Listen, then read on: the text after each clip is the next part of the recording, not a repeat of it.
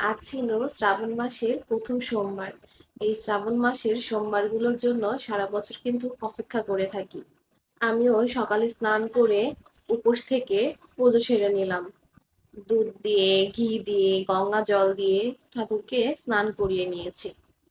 তারপরে দুব্বা, বিল্বপত্র, ফুল দিয়ে পূজা করে নিয়েছি। জানো তো, নীলকণ্ঠ ফুল কিন্তু বাবার অনেক পছন্দ। সবশেষে আরতি করে পূজা শেষ করেছি। জানো তো, বাবা অল্পতেই সন্তুষ্ট।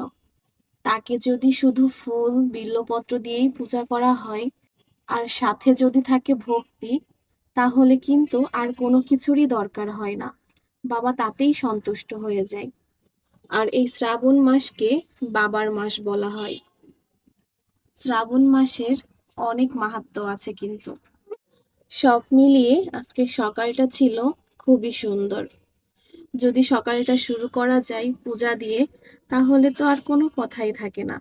কেমন লাগলো তোমাদের সবার? অবশ্যই কমেন্টে বলো।